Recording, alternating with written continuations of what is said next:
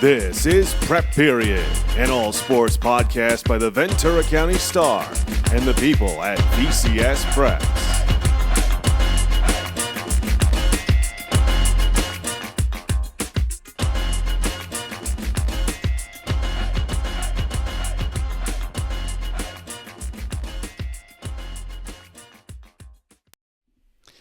Hello and welcome to episode 23 of Prep Period, the Ventura County Star's All Sports, All Preps podcast. My name is Dominic Massimino. He is Joe Curley.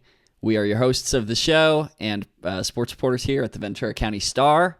Got another exciting episode for you today. Winter sports playoffs are here. We have reached the final stages of league play. We just have a couple of scattered play-in games that we're going to talk about to finish things up. But yeah, we're going to be talking today about how those league races panned out, what teams are have made the playoffs in soccer and basketball, what teams are making playoff runs in sports like wrestling. But before we get to all that, Joe, how you doing? What you been up to? Doing good. It was a very busy Tuesday. So busy, in fact, that we did not record. We decided to hold off. How did I not mention? One day. This is why you're seeing us a day later. So much happened on Tuesday that it was like, there's no point doing a show Tuesday when everything's going to be, totally different come Wednesday. So why don't we just wait till Wednesday? So this is the very first episode of Prep Period being live broadcast and recorded on a Wednesday. A Wednesday. Hump day. And it's a very newsy day for teams we cover, for teams we know, for teams we follow. So we'll leave that where it is. Before we Anthony Davis. Before we jump into to talking about basketball playoff or league races and playoff races, I forgot to mention last episode. We've reached 100 subscribers. We reached the triple digits on YouTube for this show, which is, we're nice. We're slowly growing. It's a small victory here, but we have a growth mindset. We have a growth mindset, and those of you who are listening to this, I'm sure you are part of those 102 subscribers now. If you're not, go subscribe. So just thank you to all you guys for coming and hanging out with us. Appreciate it. All right, slowly but surely, we're building this thing. Indeed. So. First, we're going to talk about boys basketball again. Things have come to a very exciting conclusion. Joe Curley stepped on the basketball beat this past week to help me out a little bit, caught some action, so he do what I can help me out here talking about that Coastal Canyon League race. But we'll start with the Marmani League, where there's been like a little bit of drama. I feel like just headed to the finish line. We had thought maybe there was going to be a three-way tie for second, which there ended up being. We thought there was maybe going to be a coin flip or a play-in game. We found out from league athletic directors and from the coaches from Oaks Christian, Westlake, Calabasas, and Thousand Oaks that they're going to be using head-to-head matchups to decide who is going to get that second, third, and fourth spot in the Marmani League. We'll get to that in a second. Oaks Christian clinches the outright Marmani League title for the second year in a row. Last night, I covered that game in person. Gets the 49-40 victory over Westlake. Crosstown Rivals was an exciting game. Very gritty, grimy game early on. It was 22-17. Oaks Christian led at halftime. In the 40s. Yeah, in the 40s. So that was an interesting game to decide. First off, to decide whether Westlake could get a piece of that league title or if Oaks was going to get it outright. And second of all, that Westlake loss dropped them down to be in that three-way tie with Calabasas and Thousand Oaks in league, leading to this strange phenomenon where we're just kind of looking at the head-to-head matchups to decide automatic playoff bids and so forth. So that leaves Calabasas second place in league.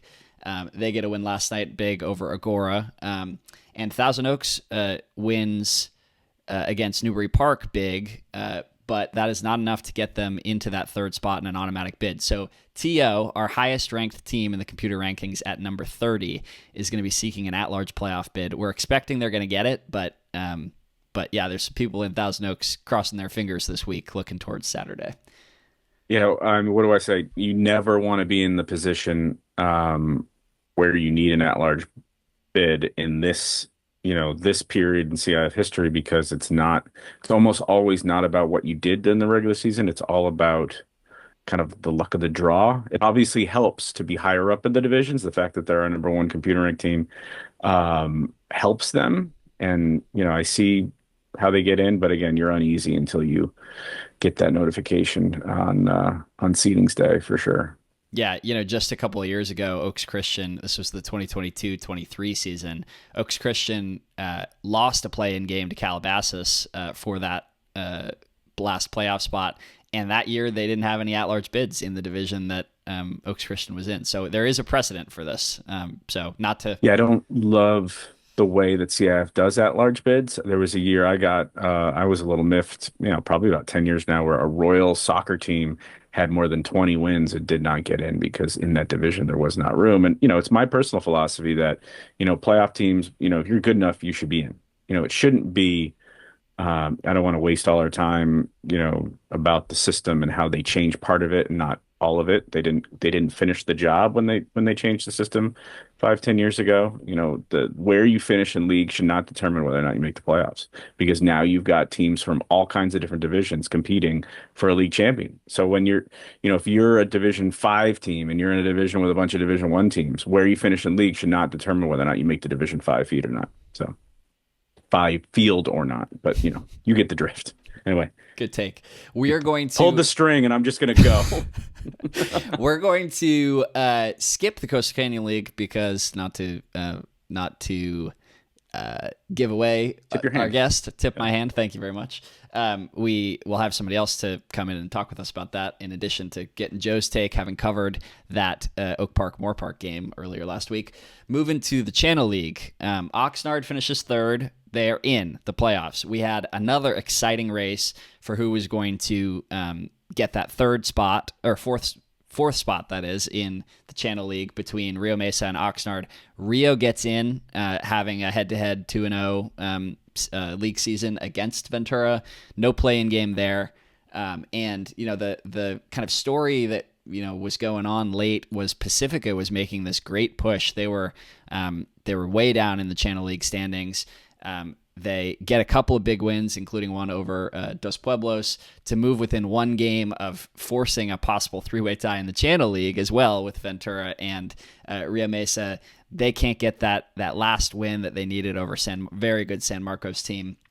They lose by around 20. And so their season's done, but a very solid season for a very young team in Pacifica who's, going to return most of those guys. The sad thing here for Ventura is, despite, having that tied league record, they are on the outside looking in, and they're not going to be able to qualify for an at-large berth because they finished below 500 in the regular season. So end of the road for Ventura, end of the road for Pacifica. Oxnard and Rio Mesa are moving on out of the Channel League.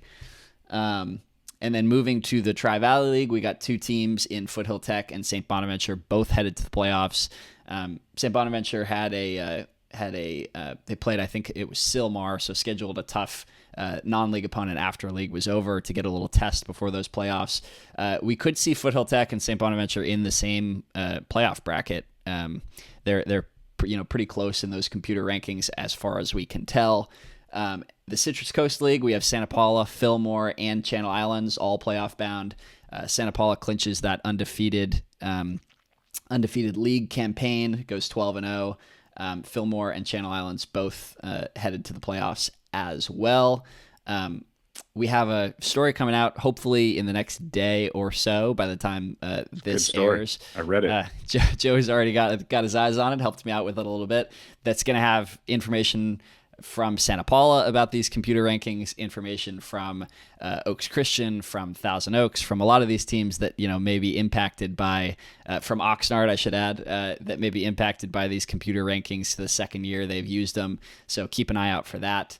And then in the Frontier League, we see Santa Clara clinches the outright league title for the first time since the 2001 season, taking down Grace in an awesome game in Oxnard.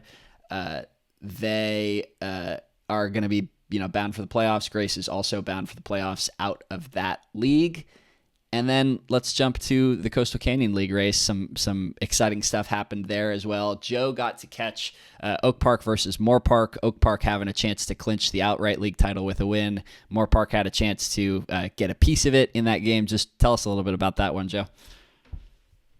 I mean, certainly it's a different Oak Park team than the Oak Park team that, you may have seen earlier this year, when Jaden Holmes is on the court with Bo Profit, you've got a situation where you've got two bigs playing, two athletic, skilled bigs playing together.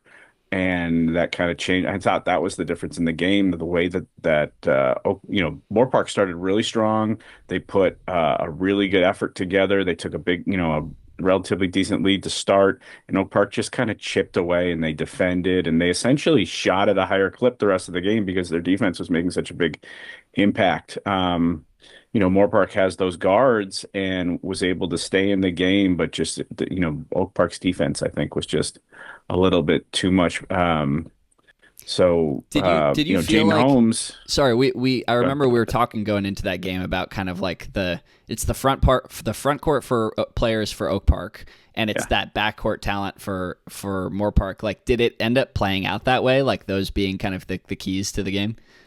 It's exactly what it was, and both coaches said something similar. I think it was Coach Lewis of Moore Park who literally said the same thing you had told me going into the game after the game, where it's like, our strength is our backcourt and their strength is our front court. And but really, they also, Oak Park was able to defend their backcourt, kind of hung in there and just made it tough. I think Jonah Hoyo was on Logan Stotts, and I thought did a really nice job just making him work. And the Moore Park had some issues with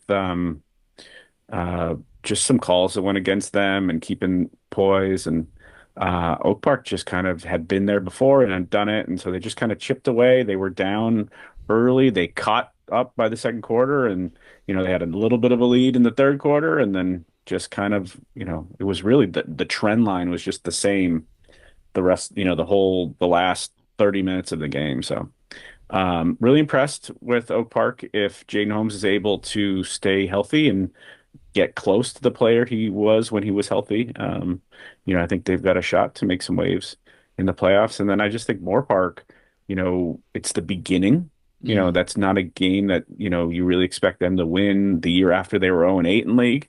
So I think they're starting this journey to being a really good basketball team. And I have to say that gym is one of the best gyms in the county. It's big. It was loud. The fans really, it was a championship style atmosphere. And, I thought Moore Park did a lot of things well, but, Oak Park just, showed why they've been Oak Park for the last 20 years. Yeah, well said. Yeah, I talked to Jaden Holmes a couple days ago about, he made his comeback just one game before that Moore Park game and was on a severe minutes restriction coming back from his, knee surgery. And he said he was struck by how much, the team has kind of changed just since the summer when he had that surgery. And, they've kind of, a sort of young group has kind of gone through the fire without their number one. And in that time, you have guys like Bo Profit, like Grant Shaw, like Jonathan Plax. Their kind of guys have stepped up in his stead and have gotten, through the gauntlet that the Coastal Canyon League has been this year. And now they get him back, which is awesome. So it's one of those things that we talk about, like not showing up in the computer rankings is injuries or people coming back from injuries. Sure. And another thing is how teams change over the course of the season. It's not reflected. So, we'll see where Oak Park, is put, but you got to think they have a little bit of an edge getting a player like that back.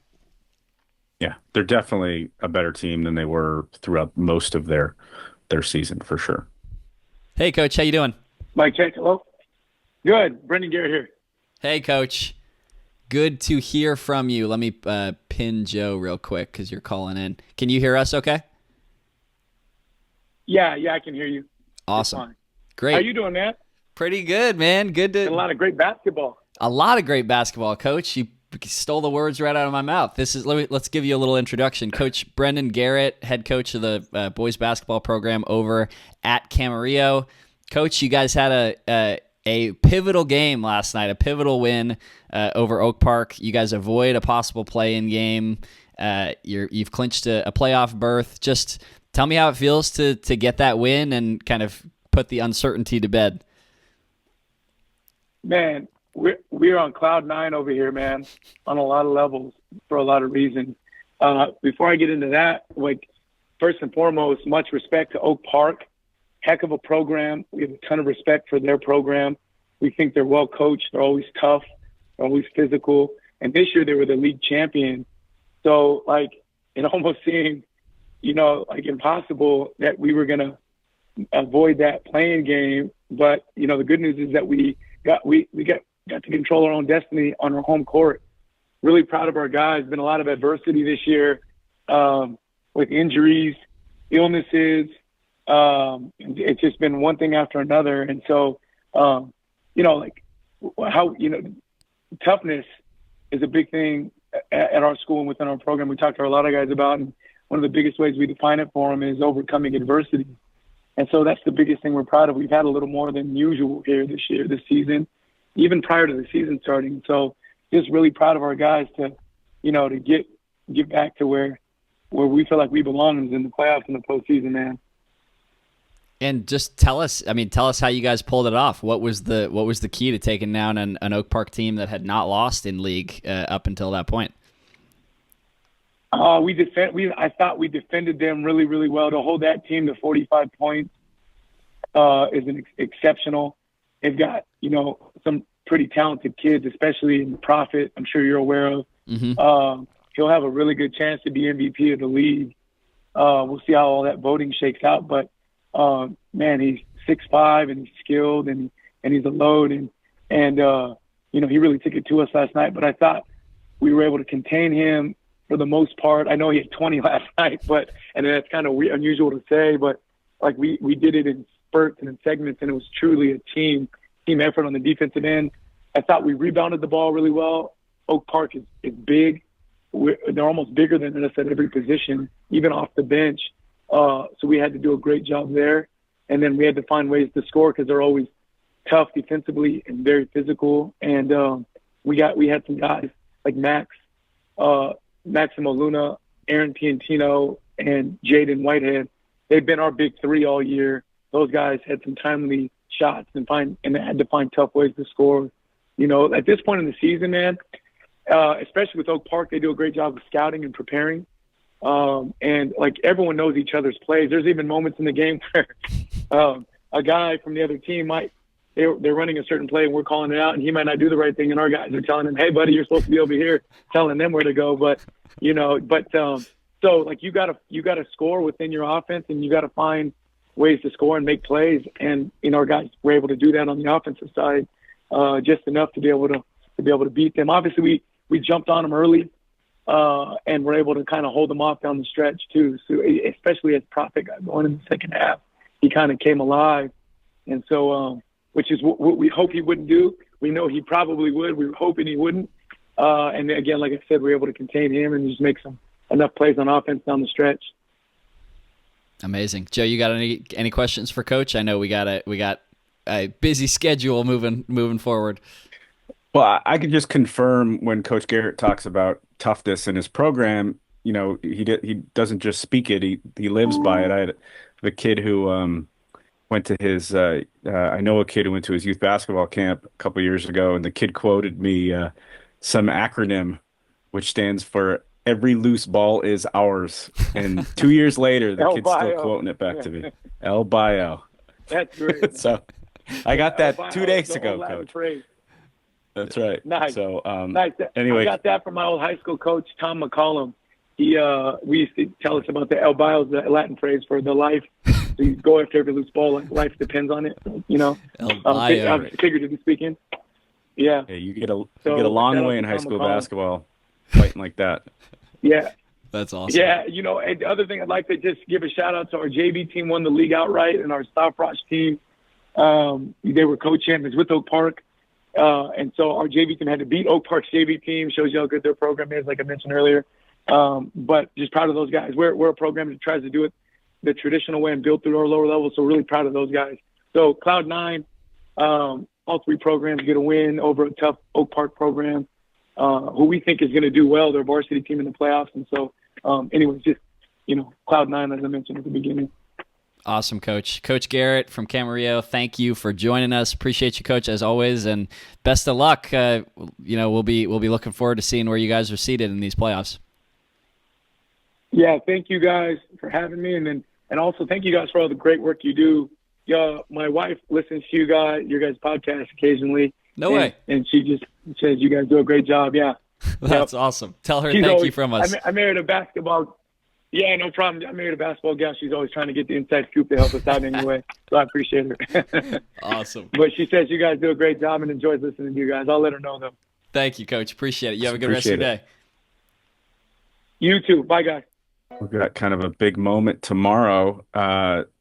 Pacifica Girls Wrestling becomes the second wrestling team, girls wrestling team in county history to play for a CIF final. So we thought we'd speak to Coach Joe Rodriguez.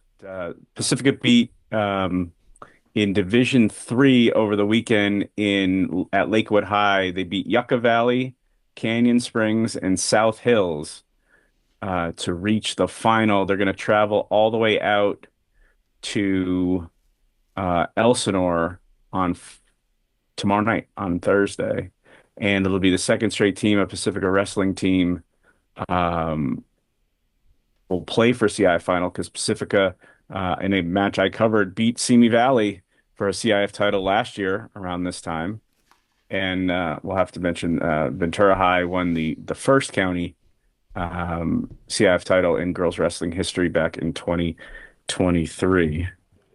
But Coach Rod, tell me about this Tritons team and how you guys, the story of last weekend, how you guys were able to make it through, and what it's going to mean for you to get on that bus tomorrow, make that long drive, and see if you could bring home some hardware.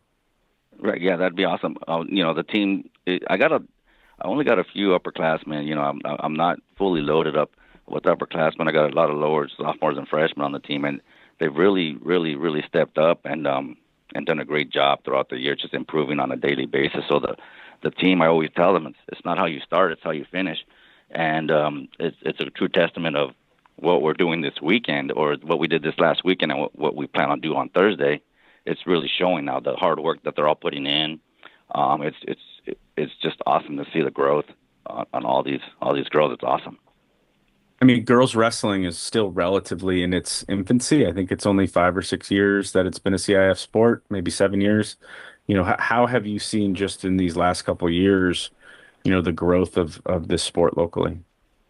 Oh, I mean, locally especially. I mean, remember when I was first starting to coach the girls, you'd have only us and maybe a Ventura team that had kind of a full lineups, and you wouldn't have too many others. And now you look around the league, and for the most part, you got out of a 14 weight class team, you got at least 10 to 12 girls just about at every school now, with the exception of a couple. But for the most part, the growth is huge.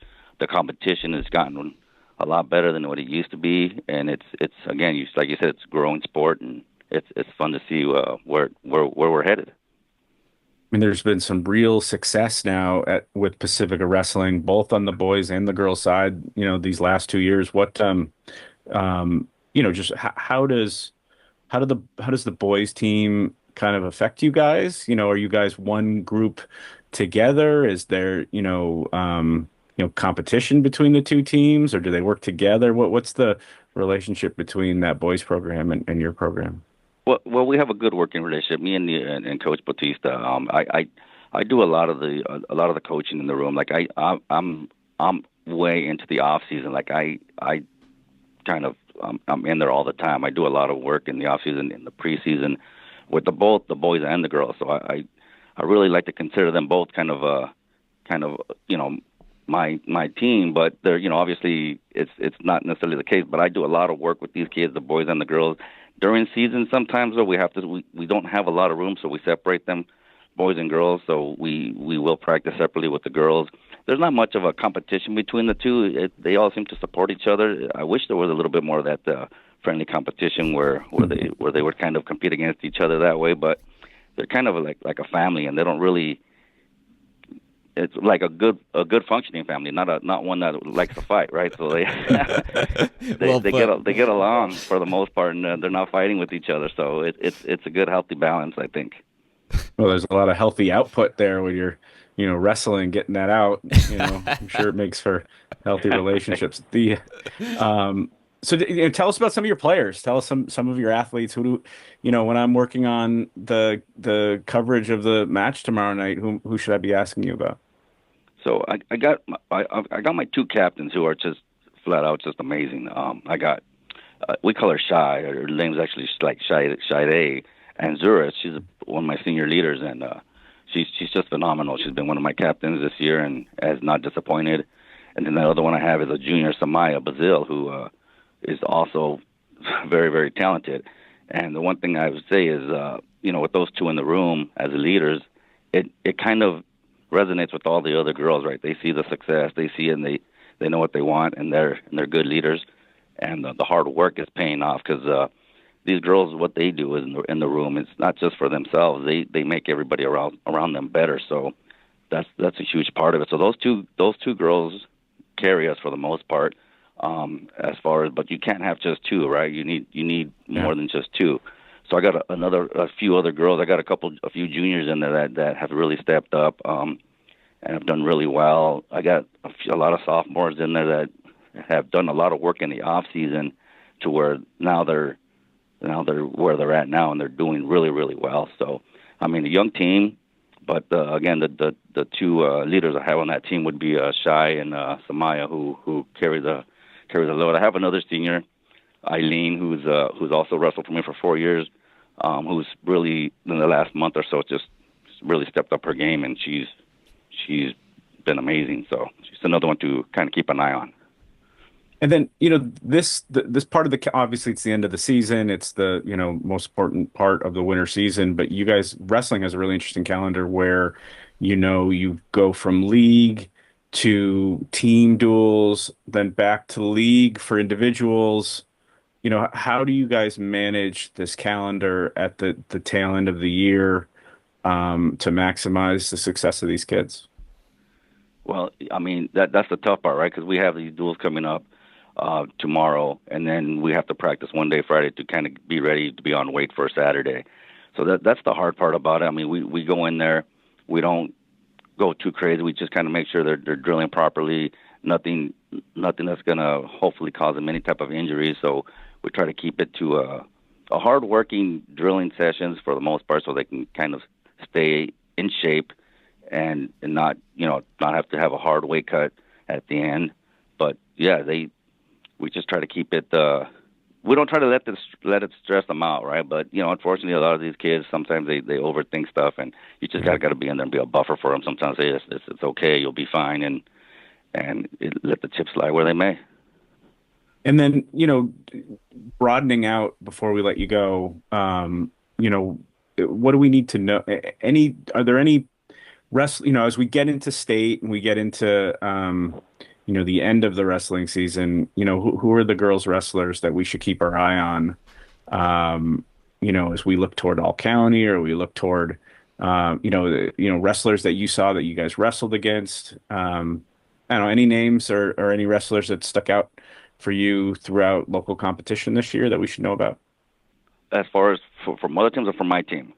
Yeah, from other teams. You mentioned your guys. Anybody that just off the top of your head? Like I know Madison Black from Newbury Parks is this phenomenal wrestler. I've known her for the past 4 years. My son's actually coached at Newbury Park, so I know the Newbury Park kids. So she's phenomenal. I know some of the Rural Mesa kids that are pretty talented that shouldn't be making a big run at state, which is a Bittner. Maybe they're the heavyweight. I'm not sure. I can't remember all the names. Then I guess I got my two girls, Shai and Samaya, who can make a big run at the state tournament too. So, but we got a few girls in the county that can make some noise, and that's the fun part about it. Because like I said, when you start getting success in our area, it may bring other girls to come out and try to do the sport, which is what we need. Yeah, we've had some, just like we said, only the 5, 6, 7 years that the sport has existed locally. There always seems to be one or two kind of out there at the end at state, and Trinity tipped in last year, and like you mentioned Madison Black, and Newbury had I think I covered a state champion, maybe the very first one during the pandemic. So, girls wrestling has started strong and seems to be only getting stronger here, as these programs are filling out and more schools are fielding it. And so we appreciate your efforts, and good luck on the long bus drive, and bring home, if you're going to go all the way out there, you might as well bring home the big plaque, right? Might as well, Coach. Right. Yeah, we don't want to come home empty-handed, that's for sure. It'll be a long ride home if we do. All right, well, we appreciate it so much, and I will talk to you tomorrow night. Good luck. Hey, thank you very much. Appreciate your guys' time and having me on. Thanks, Coach. Thanks, Joe. Take care. Bye. Two great interviews today, Joe. Two awesome This episode interviews. is worth the wait. As since he mentioned her, we should quickly, before we go to girls basketball, do the Ventura Orthopedic Athletes of the Week. Shai Anzuris, Pacifica senior wrestler. Senior recorded 3 pins in the 135-pound division to help the Tritons win 3 matches in the D3 team duels at Lakewood High Saturday to advance to the championship match. And Zuris improved her overall record to 33-5. Pacifica travels to Elsinore, like we said, to wrestle for the CIF title on Thursday. Like I mentioned when we were doing all the muting back and forth, Pacifica girls wrestling, second team in the history of Ventura County to make a CIF final. Yeah, go and do the boys. Sorry. Do it. Yeah. No, I just felt bad last week. Made you do the whole. You did the whole. It's a mouthful. We got for the boys side, the Ventura Orthopedic Boys Athlete of the Week is Enrique Quadra, a sophomore, 6'8" center for Oxnard. He had 2 big double-doubles to help the Yellow Jackets win 2 of 3 Channel League games last week to clinch that third-place spot, like we mentioned earlier in this episode, and an automatic berth to the CIF playoffs. On Monday, he had 27 points and 12 boards in a 61-48 win over rival Pacifica to sweep the season series against in that Gonzales Road rivalry. And he had 12 points in a 76-58 loss to first place Santa Barbara Wednesday, and then 21 points and 16 boards in a 57-37 win over Rio Mesa on Friday. That's 4th place Rio Mesa, so an important league win there. Boom. All right. And now we get, let's quickly go through. Did we finish girls basketball? No, we barely started it, but I was saying, it's a lot more cut and dry. There's one very exciting kind of league race there in the Marmani League. TO clinches that outright league title. They dropped the first game that they have lost in league this season to Westlake, super scrappy Westlake team. Gets like a 6 or 7 point win over them in league. Oaks Christian finishes second and clinches a playoff spot, and that Westlake team grinds out the third playoff spot, beating out Newbury Park, who finished 15-13 overall, 4-6 in league. So they are eligible for a possible at-large bid. And the Marmani League being solid, there's a good chance they get one. The Coastal Canyon League, similarly, you have undefeated Oak Park in league. They're trailed by Camarillo and Moore Park as the automatic playoff qualifiers out of that league. Another possible at-large bid here is Royal. We wrote about Royal earlier this season, the crazy turnaround they have had. They finished 16-12 and in 4th in that league, so another possible at-large bid there. The Channel League is where we have the most excitement. You have... Ventura clinches their first undefeated Channel League crown since the 2016-2017 season. So that's a super big deal. And then, grinding it out, looking for that 4th playoff spot, we actually have basketball being played tonight. I will be there at Oxnard High, Oxnard hosting Rio Mesa for the rubber match. They split the season series. Both games were decided by 2 points. Rio Mesa this last game had a chance to win it at the buzzer. The possible game winning 3-pointer clangs off the rim. So this game is going to be fun. If it's decided by more than 2 points, I'll be very surprised. And it's high stakes, especially for Rio Mesa. They're under 500, and so if they lose this game, there's no possibility of an at-large bid.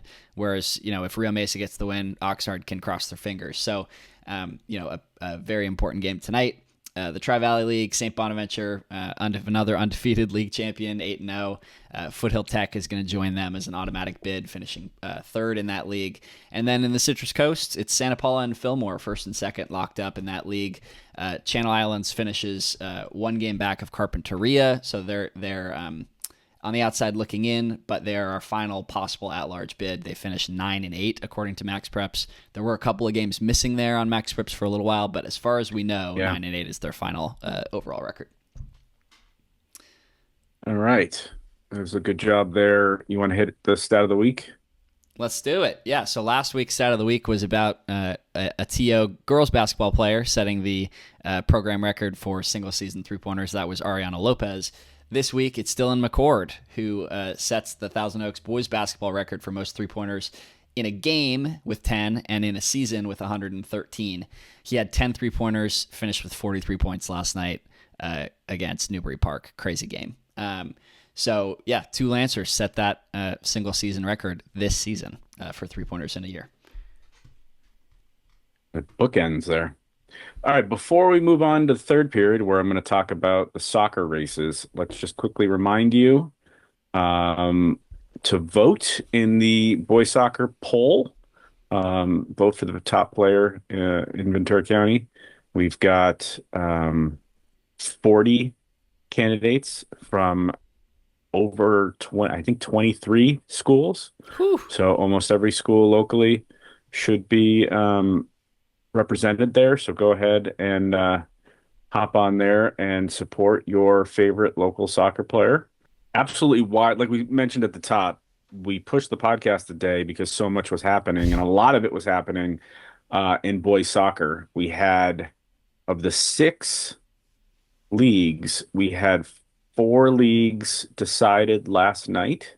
3 leagues decided last night in boys and 2 in girls. So I think we had actually 6 of the 10 league titles went down to the very last game last night, which is why we delayed the podcast. And let's look at this. So just starting from the top, absolutely wild race in the Citrus Coast on the boys side. And let me just tell a little story. When Channel Islands won the Division II championship, Channel Islands, one of the biggest schools in Ventura County, second biggest, I think now, second or third biggest school in Ventura County, wins Division II right around the pandemic. I think it was 21. And then from there, they got re-leagued into the Citrus Coast League. And their coach at the time lamented the fact that, they wanted to play the biggest schools and that they were going and playing what he thought were smaller schools in the Santa Paulas and the Fillmores and the Carpinterias. And I said, be careful what you wish for. That's going to be a tough league, because the Pacific View, rest in peace, the old Pacific View League was the best boys soccer league in Ventura County. It was one of the best leagues, I would argue, in the country. You had absolutely, there's just so much talent in Oxnard divided up from those schools. And every year it was just an absolute joy to cover. And you moved two of the biggest programs, Hueneme and Channel Islands, into the Citrus Coast, where you've got, that 150 corridor with Carp and Santa Paula and Fillmore, where, soccer is also huge. And so those are all great programs that have had a lot of success. And so big bad Channel Islands went in there and didn't win a league title until last night. Wow. So it's been 5 years. And by the way, they won a CIF title last year, but they did not win the Citrus Coast League.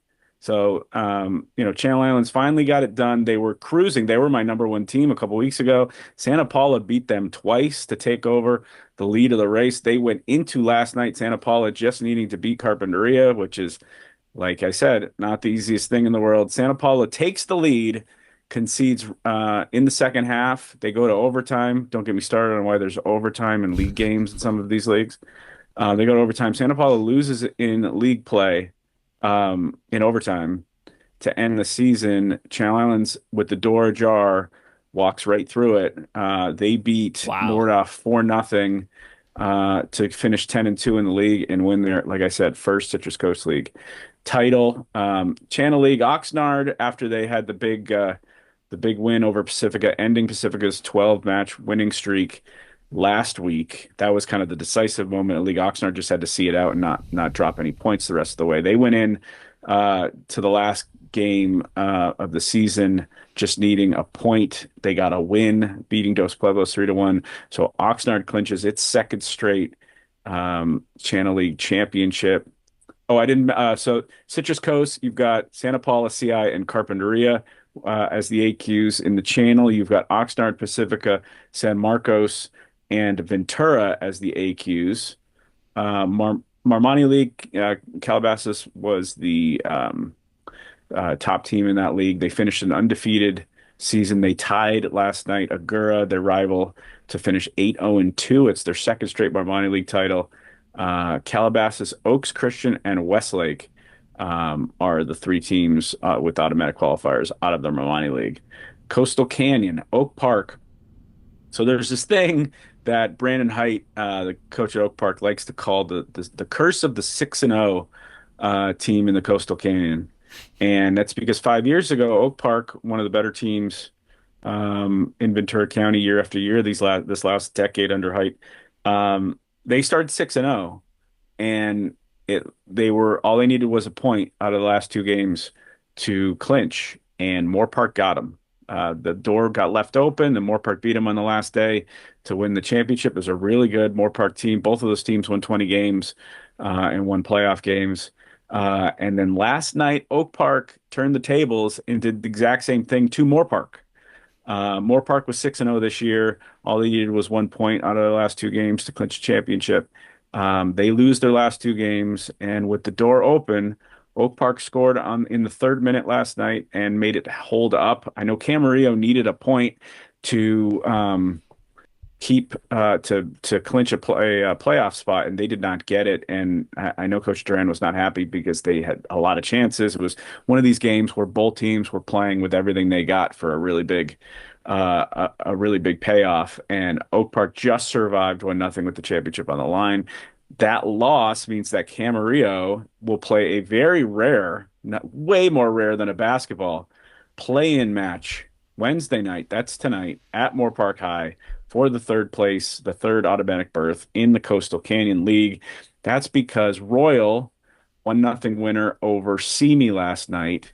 Both of those teams finished 2-4-2, and obviously a very, two of our best programs. There's not a lot of wins to be had in the Coastal Canyon League. You've got Oak Park and Moore Park in it. They both finished 2-2. They both tied each other. They played each other 160 minutes this year, so almost 3 hours of soccer, and they've tied. So they're going to play again tonight, and who knows how long it's going to be. Talking about how close the Channel League girls basketball playing game could be, right? I can guarantee. Well, I don't want to guarantee, but I'd be surprised if this is a 2-goal game. 2-point game, 2-goal game. So this could be a game where you've got you go out extra time, they go to overtime, they keep playing. Could be one of these playoff games that last. So tonight you're gonna be covering that game?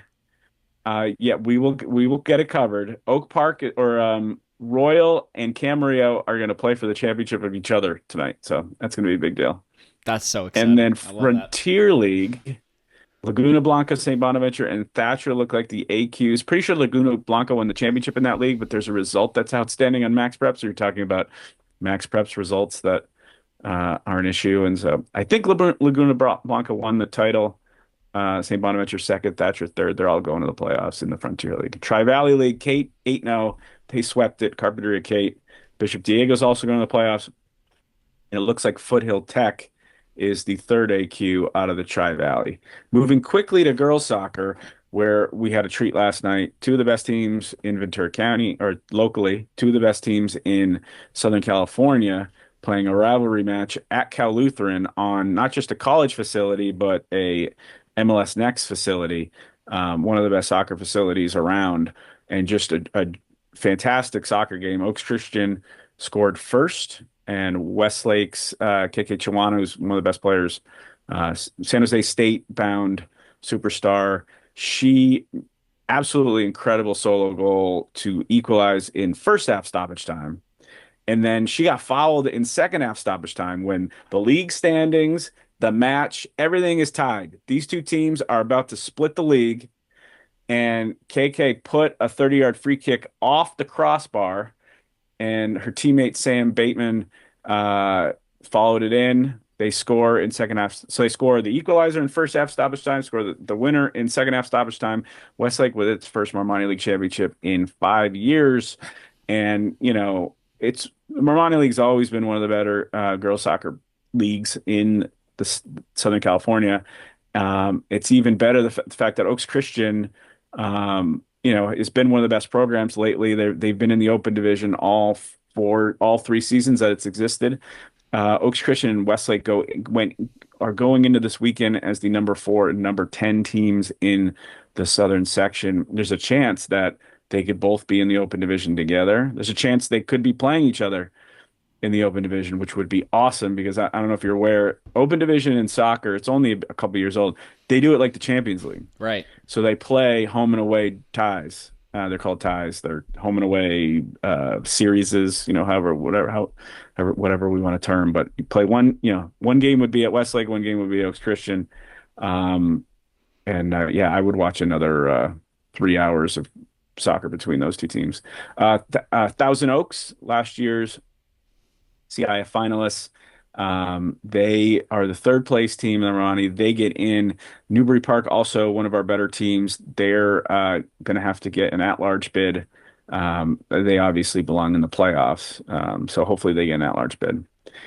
Channel League, Buena wrapped up its 27th league title outright last night with a 1-1 draw over Dos Pueblos. That's 27 league titles since 1988. It's higher than I can Trish count. Butterbaugh, the Ventura County Hall of Fame inductee coach, I think is the coach for 19 of those. So Buena High girls soccer doesn't mess around. They win. Ventura, which has been let's call it let's criticize the person who covers soccer for the Star. An underreported story from Ventura this year. Yeah, that guy sucks. Who are we talking about? You sound like my email inbox. Caitlin Wright, one of the best players in Ventura County. She, the Ventura striker, 4-year star. She was lost for the season with a torn ACL halfway through the year. Ventura was able to pick up the pieces and still qualify for the playoffs. If she doesn't get hurt, it would have been an awesome Buena Ventura race down to the wire, I'm sure. Buena, I should have mentioned, finished undefeated. They were 9-0-5 in league play. Ventura beat Pacifica 2-0 last night. They finished 4th. The 4 teams out of the channel going to the playoffs automatically are Buena, Oxnard, Dos Pueblos, and Ventura. So 3 local schools. Citrus Coast, we talked about the Citrus Coast boys race, which was phenomenal. Citrus Coast girls race was also awesome, where you had 4 really good soccer teams going at it. Last night, it was a situation where Carpinteria and Santa Paula were playing each other, and the winner was, if one of them won, essentially the winner was the champion. Carpinteria, unfortunately, knocked off Santa Paula 2-0 for a win. I don't know the last time Carp won the Citrus Coast. It's been a long time, so it's a big time win for that program. Santa Paula finishes 3rd, actually, because CI finished so strong. They were actually coming from out of the playoffs almost to winning the championship. I think they were just a point back of Carp. So CI won again last night 4-0. They finished 2nd. Santa Paula finishes 3rd. Fillmore is another one of these teams that doesn't have an AQ, but certainly belongs in the playoffs. We'll see how the pairings work out for the Flashes. Coastal Canyon, Moore Park rolled the Coastal Canyon this year, 7-0-1, one of the best programs in the area, one of the best programs in the state under Mikey Alexander. Just year after year, that team continues to be one of the toughest to play. They finish undefeated in the league. Camarillo finishes 2nd. They're going to the playoffs. And Royal finishes 3rd. So 3 good programs on the Coastal Canyon. Moore Park, also one of these teams potentially could be in the Open Division. So we could have. We're probably only going to have 1 team in Oaks Christian, but we could have 3. They're Moore Park and Oaks and Westlake are on the line there. They're either going to be in the Open or they're going to be some of the top seeds in Division One. Wow. Tri-Valley, Grace ran away with it. Fantastic attack that the Lancers have. 9-0-1. They were completely unchallenged in the Tri-Valley League. They swamped everyone. Thatcher and Kate will also make the playoffs. And there we are. Boom. Well done. Oh, that is exciting. We should mention many races. Was that enough? Yeah, there was a lot happening last night, and I'm covering the game in front of me, which was riveting. Couldn't take my eyes off the field at a beautiful venue at Roland Stadium at CLU. And that's happening while all these other results are happening. So I'm trying to get the results, trying to tweet them out, trying to report them. So that was a lot of fun. And we should mention that February 7th, which is Sunday, is pairings day for soccers and basketballs. I believe Saturday. I believe we find out Saturday, which is the 7th. Yes. My bad. Saturday. February 7th, Saturday, 10 a.m. for soccer and 12 noon for basketball. So I'll work the morning shift. You work the afternoon shift. We will knock that out. And then let's quickly, before we wrap, we talked about girls wrestling. So entering into 4th period here. Let's just actually quickly mention girls wrestling. We mentioned the team that advanced. There was also 4 teams in CIF playoffs from a girls wrestling perspective. Rio Mesa advanced to the D2 quarters before they fell. Ventura advanced to the D3 quarters before they fell. Newbury Park advanced with, again, Madison Black, advanced to the D3 quarters until they fell. And Wainimi was a first-round competitor in D4. So that's 4 of 5 girls wrestling teams in the CIF playoffs won matches. So kudos to them. And we will see all those competitors hopefully last very long into state competition going forward here. Boys wrestling. Go ahead. Yeah, I was just going to say, tack on the boys wrestling. We had 3 local teams. Ventura makes the D3 quarterfinals. Calabasas gets to the D5 semifinals, and Wainimi makes the D5 quarters. That wraps up all the local wrestling. So there's team competition complete for boys wrestling this year. They obviously have league finals individually this weekend heading on, and that begins the great big push to Bakersfield. Girls water polo. This looks like about 10 teams, 11 teams. That starts today's Wednesday, February 4th, as we record this. All that competition, girls water polo playoffs, begin today. Oaks Christian was the 3rd seed. They're the defending Open Division champions. They're the 3rd seed in this year's Open Division playoffs. They open up that road today. Tomorrow, Thursday, is D2 and D3.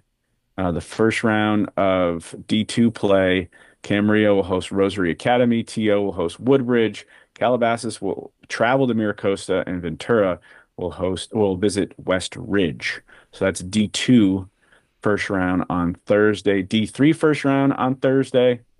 Foothill at Notre Dame Sherman Oaks. That's our lone D3. I have D4 participant. I have D4 and 5 right in front of me here. Santa Paula, I missed it.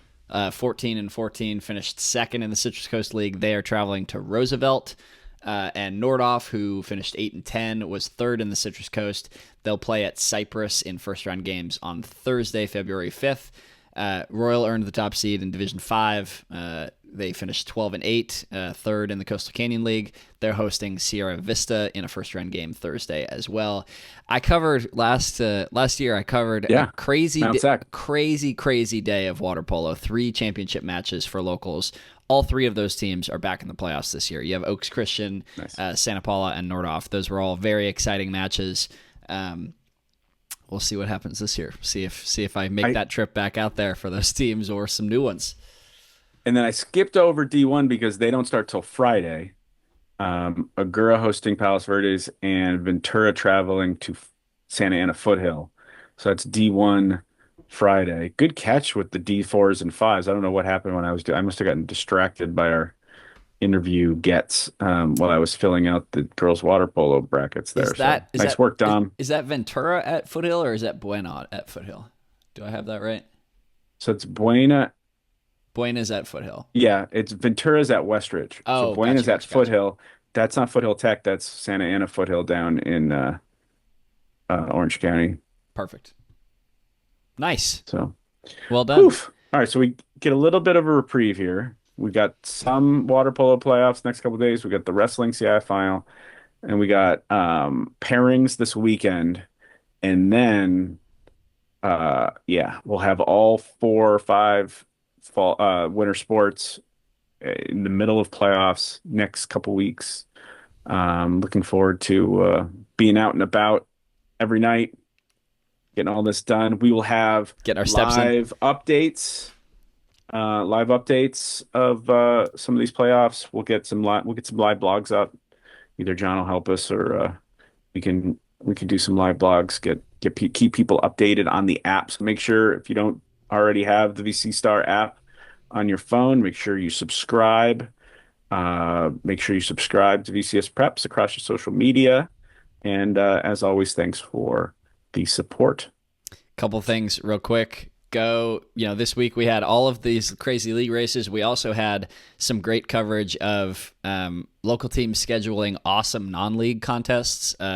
John had the roundup lead with Ventura taking down Mater Dei in a crazy non-league clash in girls basketball. One of their bigger wins in quite some time for an exceptional program.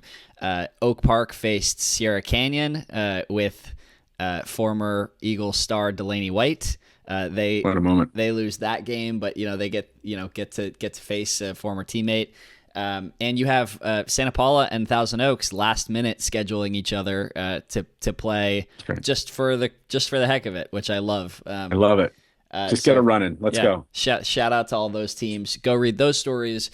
Go check out Joe's soccer player rankings that are out now. Don't forget about those. We have story coming out about computer rankings for basketball and some coaches' takes on that coming out soon. A great story. Thank you, Joe. And we'll keep you posted. Everything you need to know, you follow us, and we got you. One last thing before we go. Myra Smith, the Camarillo High multi-sport star, she played in the girls flag football showcase at the Pro Bowl in San Francisco last night. I believe the AFC beat the NFC 7-6. I think it was like a pretty quick game. There wasn't a lot. So I tried to watch it, but juggling all those other games, it's really hard. But I did write a story. It's on VCStar.com. So check out and you had awesome photos of her sweet Rams jersey, which I was super jealous about. Same. Can you imagine? If you had like your NFL teams, gave you your jersey? Yeah, I'm just focused on going and picking up an Anthony Davis Washington Wizards jersey right now. Wait. Are you going to have the Anthony Davis jersey, or are you going to have the Trae Young jersey? I am not stupid enough to think that either Trae Young or Anthony Davis will be in the district for any amount of time in the future for me to warrant. I'll stick with my John Wall jersey, and we'll be happy with that. That's the smart way to go. That's what in my old age I've realized that. And again, you get to this age, you probably shouldn't be wearing sports jerseys, but I like the t-shirt. I like the jerseys. I like the t-shirts, and so I've decided that you get your team's legends, because retired players won't change. Retired players can't break your heart. Exactly. So that's the way to go. That's what my 50 years of fandom. That's I finally figured it out. So last year I went and I got, when I was getting t-shirts, buying myself birthday presents. That's what I did. I bought some t-shirts of my favorite legend. So we'll just leave it at that. All right, guys. Till next time, we will keep you guys posted, and thanks for joining us.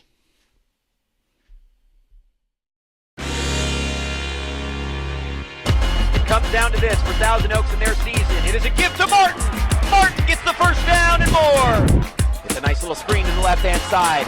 One play, and see ya later. Caldera dives into the end zone. Touchdown, Oxnard. What a fitting way to end that run. He's at the 40. He's at the 20. 10, 5, touchdown.